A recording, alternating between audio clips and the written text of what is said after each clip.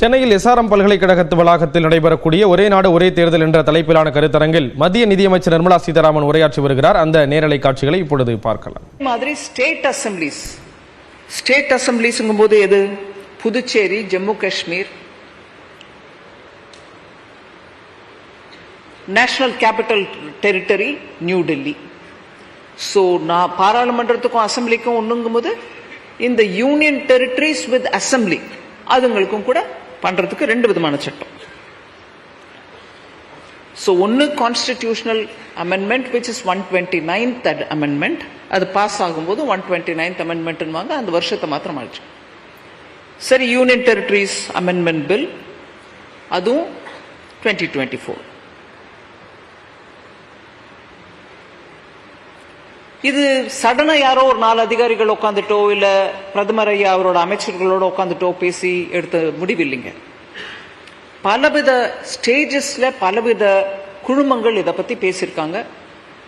சும்மா விரிவா உங்களுக்கு நான் சொல்லாம ஹைலைட் பண்றேன். அதை எதெல்லாம் ஒரு ஹை லெவல் கமிட்டி இதை பத்தி தீவிரமா ஆராய்ச்சி எடுத்திருக்காங்க.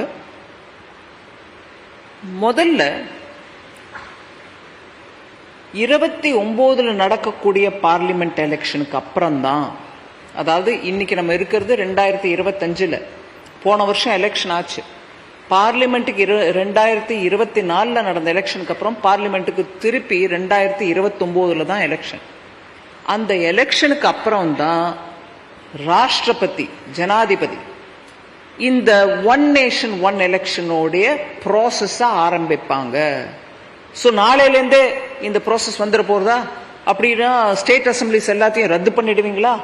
அப்போ நாங்க இப்பதானே எலெக்ஷன்ல ஜெயிச்சு வந்திருக்கோம், அப்போ எங்களை ரத்து பண்ணிட்டீங்கன்னா ஜனநாயக உரிமை என்ன ஆயிடுது, ஓட்டோட வேல்யூ என்ன ஆயிடுது அப்படின்னு முழு விவரம் தெரியாம பேசுறவங்களுக்கு நம்ம சொல்லணும், இல்லைங்க அப்படி இல்லைங்க. இந்த ப்ராசஸ் 29 பார்லிமெண்ட் எலெக்ஷனுக்கு அப்புறம் தான் ஜனாதிபதி அவர்கள் ஆரம்பிச்சு வைப்பார்.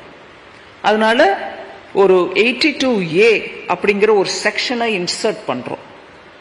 அந்த அண்ட் ஆல்சோ அதோடு சேர்த்து 83A, 172, 327 இது எல்லாத்தையும் இன்ட்ரடியூஸ் பண்றதுனால அசம்பிளி பார்லிமெண்ட் எல்லாத்துக்கும் ஒரே லைன்ல எடுத்துட்டு வரதுக்கான முயற்சி அப்போல இருந்து தான் ஆரம்பிக்கும். இதை தவிர இது ஒரு பெரிய முயற்சிங்க. இதுல ஏதோ ஒருத்தரோட ஆணையால நடந்துற போகுது அப்படிங்கிற ஒரு பயத்தோட யாரும் அப்ரோச் பண்ண வேண்டாம். எலெக்ஷன் கமிஷனுக்கும் இந்த சட்ட திருத்தங்கள் மூலமாக அதிகாரம் அவங்களுக்கு கிடைக்கும். சைமல்டேனியஸா பார்லிமெண்ட்டுக்கும் அசம்பிளிக்கும் எலெக்ஷன் நடத்துறதுக்கான அதிகாரம் அவங்களுக்கு அப்பதான் கிடைக்குது. 29 லோக்சபா எலெக்ஷனுக்கு அப்புறம் ராஷ்டிரபதி, ஜனாதிபதி அதை ஆரம்பிக்கும் போதுதான் எலெக்ஷன் கமிஷனுக்கும் அந்த அதிகாரம் கிடைக்கும். அந்த அதிகாரம் கிடைச்ச பிறகு இந்த சஜஷன் கொடுத்ததும் ஒரு ஹை லெவல் கமிட்டி இதை பத்தி தீவிரமா ஆராய்ந்து அறிந்து அவங்க சொன்ன ரெக்கமெண்டேஷன் மேலதான் இது நடக்குது. அதன் மூலமாக, அந்த ரெக்கமெண்டேஷன் மூலமாக என்ன ஆயிடுதுன்னா ஒரு பிக்ஸ்டு சிஸ்டம் வருது. அந்த பிக்ஸ் சிஸ்டம் மூலமா பார்லிமெண்ட்டுக்கும் லோக்சபாவுக்கும் அசம்பிளிஸ்க்கும் ஒரே சமயம் எலெக்ஷன் நடத்துறதுக்கு. இது ராஜ்யசபாவுக்கு அப்ளை ஆகாது, இப்போதைக்கு இல்லை. இந்த டிரான்சிஷன்ங்கிறது என்னங்க? சோ 2029 ஜனாதிபதி மூலமா ஸ்டார்ட் ஆயிடுச்சுன்னா, ரெண்டாவது இந்த 82A சொன்னேனே அது டிரான்சிஷனல் ப்ரொவிஷன். அதன் மூலமா தான் ஜனாதிபதி இந்த 2029 எலெக்ஷனுக்கு அப்புறம் ஆரம்பிக்கிறாங்க இந்த ப்ரோசஸ். அதுக்கப்புறம் எலெக்ஷன் கமிஷனுக்கு அதிகாரம் கிடைக்குது. அப்படியாக ஒரு ரெண்டாவது கிளாஸ் மூலமாக எல்லா ஸ்டேட் அசம்பிளியோட காலகட்டங்களையும், அதாவது டென்யூர் ஒரே லைன்ல எடுத்துட்டு வர்றதுக்கு, ஒரு அலைன்மெண்ட்ல எடுத்துட்டு வர்றதுக்கான முயற்சி அப்போலேருந்து ஆரம்பிச்சு லோக்சபா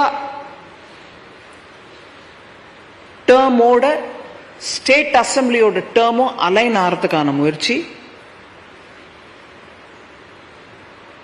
2034 ஜெனரல் எலெக்ஷன் டைம்ல தான் அலைன்மெண்ட் ஆகுது. 2029 ஒரே நாடு ஒரே தேர்தல் திட்டத்தை கண்மூடித்தனமாக எதிர்க்காதீர்கள் என்று மத்திய நிதியமைச்சர் நிர்மலா சீதாராமன் பேசியிருக்கிறார். சென்னையில் தனியார் பல்கலைக்கழகத்தில் அவர் உரையாற்றி அந்த நேரலை காட்சிகளை பார்த்தார்.